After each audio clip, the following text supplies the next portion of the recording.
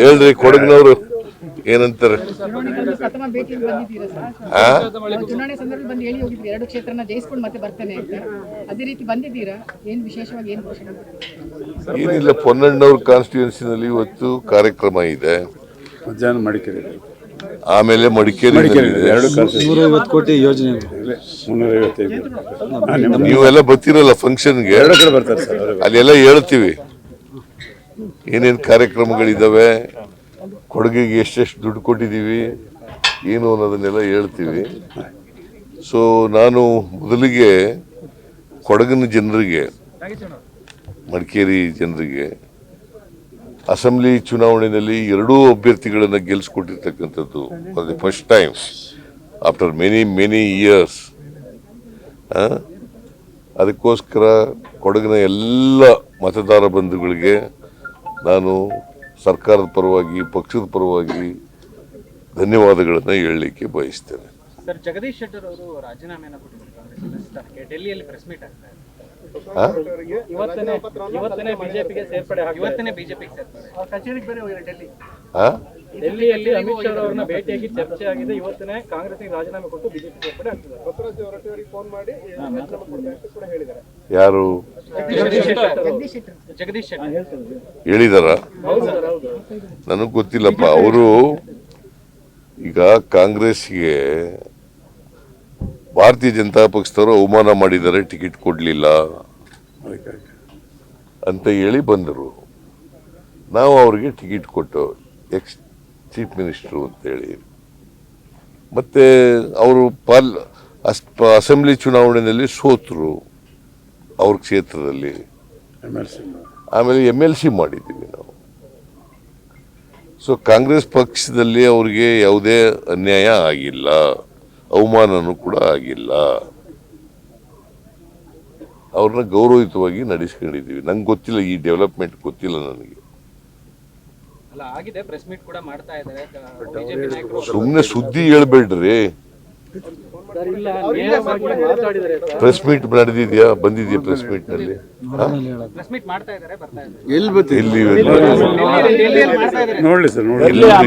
ನಂಗೆ ಗೊತ್ತಿಲ್ಲಪ್ಪ. ನನಗೆ ಅವರು ಒಂದ್ಸಾರಿ ಏನು ಹೇಳಿದ್ರು, ನನಗೆ ಕಾಂಗ್ರೆಸ್ನಲ್ಲಿ ಅಲ್ಲ ಭಾರತೀಯ ಜನತಾ ಪಕ್ಷದಲ್ಲಿ ಅವಮಾನ ಮಾಡಿದ್ದಾರೆ ಟಿಕೆಟ್ ಕೊಡದೇನೆ, ನಾನು ಮತ್ತೆ ವಾಪಸ್ ಹೋಗಲ್ಲ ಅಂತ ಹೇಳಿದ್ರು. ಅಷ್ಟು ಗೊತ್ತು ನನಗೆ. ಅದಾದ್ಮೇಲೆ ನನಗೆ ಸಿಕ್ಕಿಲ್ಲ ಅವರು.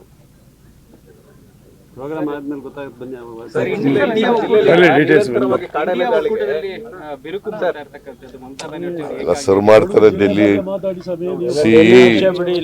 ಅಲ್ಲಿ ಇಂಡಿಯಾದಲ್ಲಿರ್ತಕ್ಕಂಥ ಎಲ್ಲ ಪಕ್ಷಗಳ ಮುಖಂಡರು, ನಾಯಕರುಗಳು ಅವರು ಸರ್ ಮಾಡ್ಕೋತಾರೆ. ಅದು ನಮ್ಗೆಲ್ಲ ಸಂಬಂಧಪಟ್ಟದಲ್ಲ. ಈಗ 10 HP ಮೋಟರ್ಗೆ ಕೊಡಗಿನ ಉಚಿತ ವಿದ್ಯುತ್ ಕೊಡೋದು ಬೇಡಿಕೆ ಇತ್ತು. ಅದು ಇನ್ನೂ ಕೂಡ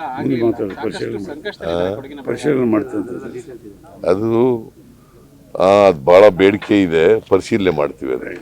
ಪ್ರತಿ ಸರಿನೂ ಕೂಡ ಹೀಗೆ ಆಗ್ತದೆ. ಪ್ರತಿ ಸರ್ಕಾರಗಳು ಬಂದಾಗ್ಲೂ ಕೂಡ ಇದೇ ರೀತಿ ಆಗ್ತಾ ಇದೆ. ಯಾರು ಕೂಡ ಇದ್ದಾಗ, ಹಿಂದೆ ನಿಮ್ಮ ಸರ್ಕಾರ ಇದ್ದಾಗಿಂದನೂ ಇದು ಬೇಡಿಕೆ ಇದೆ. ನಮ್ಮ ಸರ್ಕಾರ ಯಾಕೆ? ಬಿಜೆಪಿ ಇಮಿಡಿಯೇಟ್ ಆಗಿ ಸರ್ಕಾರ ಯಾವ್ದ್ರಿ? ಇಮಿಡಿಯೇಟ್ ಆಗಿ ಸರ್ಕಾರ ಯಾವ್ದಪ್ಪ? ಆಯ್ತು, ಓಕೆ, ನೀವ್ ಹೇಳೋದು ಕರೆಕ್ಟ್. MLAಗಳು ಯಾರಿದ್ದವ್ರು? ಯಾವ ಪಕ್ಷದವ್ರು? ಸರ್ಕಾರ ಏನಾರ ಆಗ್ಲಿ ರೀ, MLAಗಳು ತಾನೆ ಕಾನ್ಸ್ಟಿಟ್ಯೂನ್ಸಿ ರೆಪ್ರೆಸೆಂಟ್ ಮಾಡೋರು. ಯಾರು MLAಗಳು ಯಾರು? ಇಷ್ಟುವರೆಗೆ ಆಯ್ತು ಸರ್. ಈಗ ನೀವಾದ್ರೂ ಘೋಷಣೆ ಮಾಡ್ತೀರಾ? ನಾವು ಘೋಷಣೆ ಮಾಡೋದು ಬೇರೆ, ಪರಿಶೀಲನೆ ಮಾಡ್ತೀವಿ ಅಂತ ಹೇಳಿದೀವಿ. MLAಗಳಿದ್ದವರು ಬಿಜೆಪಿಯವರೇ. ಬೋಪಯ್ಯ ಇಲ್ಲಿದ್ರು, ಅಪ್ಪಚ್ಚು ರಂಜನ್ ಅಲ್ಲಿದ್ರು ಅಲ್ವಾ, MLC ಇದ್ರು. ಅವ್ರೇನ್ ಮಾಡ್ತಿದ್ರು? ಮಾಡಿಸ್ತೇನೆ ಆಯ್ತು. ಅವ್ರ ನಮ್ಮ ಸರ್ಕಾರ ಇಮಿಡಿಯೇಟ್ ಅವ್ರ ಸರ್ಕಾರ ಐತಲ್ಲ, ಯಡಿಯೂರಪ್ಪ ಇದ್ರು, ಬಸವರಾಜ ಬೊಮ್ಮಾಯಿ ಇದ್ರು. ಆಗೇನ್ ಮಾಡಿದ್ರು? MP ಅವರೇ ಇದ್ರಲ್ಲ, ಈಗಲೂ MP ಅವರೇ ಇದ್ರಲ್ಲ. ಕೇಂದ್ರದಲ್ಲಿ ಅವ್ರದೇ ಸರ್ಕಾರ ಇದೆಯಲ್ಲ ಸರ್. ಅವ್ರು ಮಾಡಿಲ್ಲ ಅಂತೇಳಿ ನಿಮ್ಮನ್ನ ಗೆಲ್ಸಿದ್ದಾರೆ, ನೀವು ಮಾಡ್ತೀರಾ? ನಾವು ಮಾಡೋದು, ನಾವು ಪರಿಶೀಲನೆ ಮಾಡ್ತೀವಿ. ಸೀರಿಯಸ್, ಗಂಭೀರವಾಗಿ ಪರಿಶೀಲನೆ ಮಾಡ್ತೀವಿ. ಬಡ್ಡಿ ಮನ್ನಾ ಮಾಡ್ತೀವಿ ಅಂತ ಹೇಳಿದೀರಾ ಸರ್? ಯಾರನ್ನ? ಈ 10 HP ವಿಚಾರದಲ್ಲಿ ಮಧ್ಯಮಾವಧಿ ಸಾಲ, ದೀರ್ಘಾವಧಿ ಸಾಲ ಯಾರು ಕಟ್ತಾರೆ ಅಸಲು ಕಟ್ಟಿದ್ರೆ ಬಡ್ಡಿ ಮನ್ನಾ ಮಾಡ್ತೀವಿ. ಸರ್, ನಿಗಮ ಮಂಡಳಿ ವಿಚಾರ ಸಂಬಂಧಪಟ್ಟ ಹಾಗೆ ಸಚಿವ ರಾಜಣ್ಣ ಇವತ್ತು ಒಂದು ಸ್ಟೇಟ್ಮೆಂಟ್ ಕೊಟ್ಟಿದ್ದಾರೆ. ನಾವೇನು ಗುಲಾಮ್ ನಮ್ಮಲ್ಲಿ ಒಂದು ಮಾತು ಕೇಳದೆ ಎಲ್ಲ ನಿರ್ಧಾರ ಹೈಕಮಾಂಡ್ ತಗೊಳ್ತಾ ಇದೆ ಅಂತ ಒಂದು ಸ್ಟೇಟ್ಮೆಂಟ್ ಕೊಟ್ಟಿದ್ದಾರೆ.